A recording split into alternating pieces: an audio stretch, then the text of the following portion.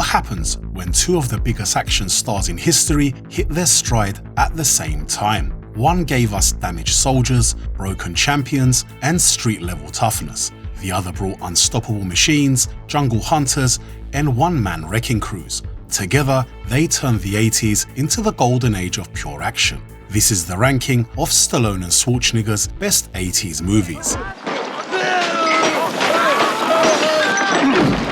We open our list at number 15 with Raw Deal. Mark Kaminsky used to be an FBI agent. Now, he's a sheriff in a small town far away from the action and the respect he once had. Then, the FBI chief comes to him with a secret offer.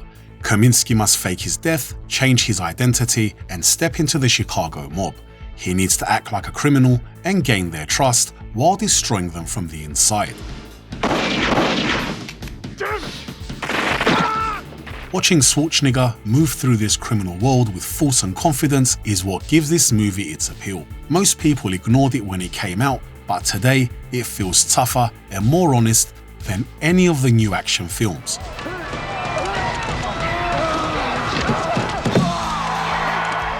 At number 14, we have Over the Top, which follows Lincoln Hawk, a truck driver who's been mostly absent from his son's Michael's life. When Michael's grandfather arranges for the boy to come home after his mother becomes ill, Hawk arrives and takes Michael on a cross-country journey at his mum's request. But Michael's grandfather does not trust Hawk and tries to separate them, convinced Hawk is not the right person to raise him. Behind the trucks and the arm wrestling, the movie deals with something many people understand: the pain of a broken family and the hope of reconnecting. Stallone plays Hawk as a man trying to earn respect, not demanding it, and that gives the movie a personal side you don't see in most of Stallone's films. You moved too soon. What? The second rule in a crisis situation. Next, we have Twins, that begins with a secret experiment designed to create the perfect human specimen by combining the DNA of several superior men. Instead of one perfect child, the experiment produces twins which are separated at birth. On one side, we have Julius, that is raised on an isolated island and becomes physically and mentally superior. On the other hand, we have Vincent, who is abandoned in an orphanage and grows into a small-time crook. When Julius discovers he has a brother, he travels to LA to meet him. My work.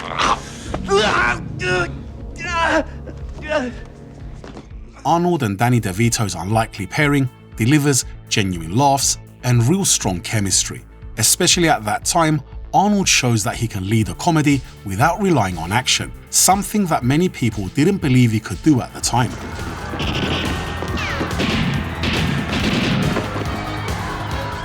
At number 12 is The Running Man, a movie set in a future police state where the government controls the public through propaganda and a violent TV game show. Convicted criminals must fight for their lives against theme killers. The violent game show setting, Arnold's ruthless fights, and the entire dystopian idea feel stronger now than they ever did before. What once looked like a simple sci-fi action movie plays more like a sharp, brutal satire, aging better than many modern films built on similar ideas.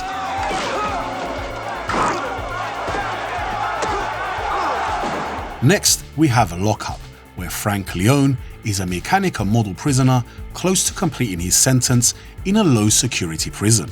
Without warning, he's dragged from his cell at night and moved to a maximum security facility run by a warden Drumgoole, a man out for revenge. This is one of these movies where Stallone delivers real dramatic weight, Donald Sutherland brings a chilling villain to life, and Bill Conti's score supports a story built on dignity, injustice, and resilience.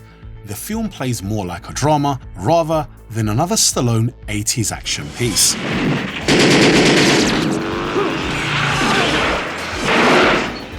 At number 10, we have Cobra, where a violent cult called the New World commits random killings based on their belief that only the strong should survive.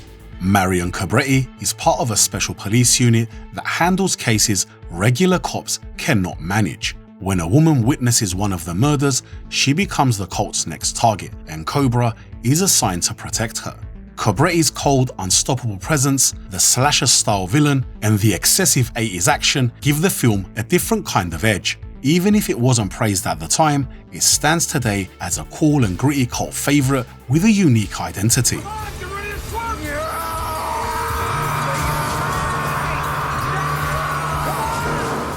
Next, we have Red Heat, where Ivan Danko, a strict Soviet police captain, follows a drug dealer from Moscow to Chicago.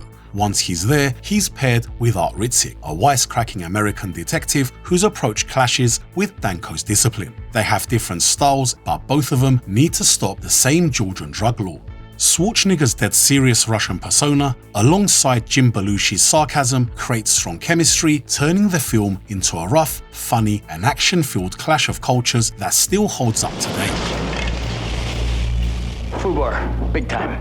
We gotta find Catherine. At number 8, we have Tango and Cash, where Ray Tango and Gabriel Cash are two successful Los Angeles detectives who see each other as rivals. But both of them draw unwanted attention from a powerful crime boss who's tired of losing money, and he frames them for murder using false evidence. Stripped of their reputations, sent to prison, and targeted for execution, Tango and Cash must now work together for the first time and put their differences aside. Stallone and Russell fire jokes and one-liners while tearing through action scenes, giving the film a funny energy born from their chemistry and constant clashes, making the partnership the main reason the movie is enjoyable to revisit.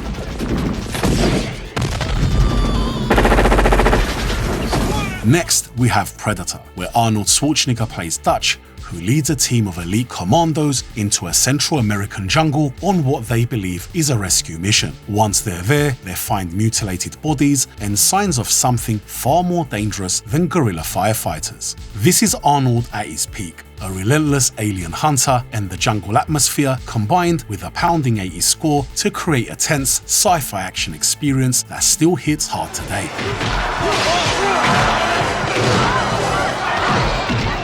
Coming in at number 6 is Rocky 3, where Rocky has gone from underdog to champion. Meanwhile, Clubber Lang rises through the ranks, knocking out opponents with raw aggression. Rocky underestimates him and loses both his title and Mickey, destroying his confidence. That's when Apollo Creed steps in to train him.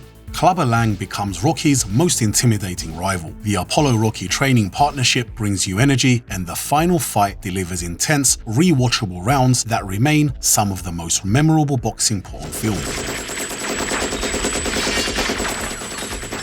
At number 5 is Rambo: First Blood Part 2, where Rambo is serving time in prison until Colonel Troutman offers him a chance at freedom. His mission seems simple: return to Vietnam and take pictures confirming if American POWs are still held captive. Once there, Rambo finds the prisoners suffering in brutal conditions and tries to save them. But the people behind the mission abandon him in order to protect their own political interests. This sequel transforms Rambo from a damaged soldier into a full 80s one-man army, delivering non-stop gunfire, explosions, and heroic chaos that make it one of the most action-driven entries in the series.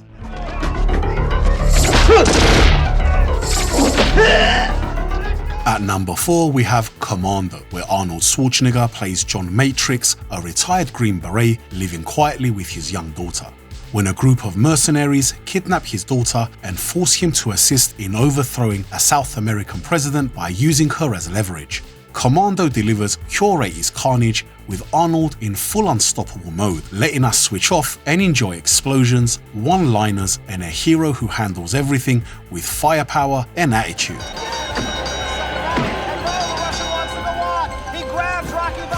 Next, we have Rocky 4, where Apollo Creed decides to return to the ring to face the Soviet boxer Ivan Drago in an exhibition. The emotional fallout of Apollo's death, mixed with the training montages, create a mix of heart and spectacle that hits harder than Rocky 3.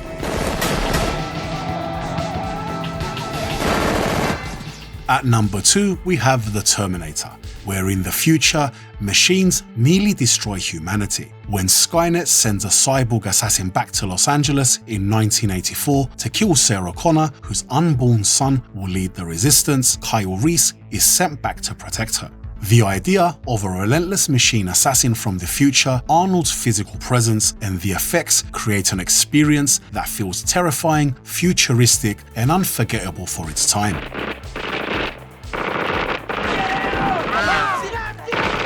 And at number 1, we have First Blood, where John Rambo, a drifting Vietnam veteran, enters a small town looking for food, rest, and just peace. The sheriff sees him though as a vagrant and arrests him on a minor charge. When the deputies abuse him, Rambo relives his trauma and escapes into the forest. The authorities think they're chasing a homeless troublemaker, but he's a highly trained ex-Green Beret who wants to be left alone. Stallone gives one of his most controlled and emotional performances, adding dramatic weight, making it stand out from its explosive sequels. Who are my friends?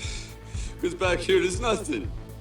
Remember Dan Ford? And there you have it. They were loud, direct, and confident, driven by characters who didn't negotiate with problems, they eliminated them. So whether it was Stallone pushing through pain and pride, or Arnold ripping through villains with impossible force, the 80s belong to them. Thanks for watching, please like, subscribe, and I'll see you in the next one.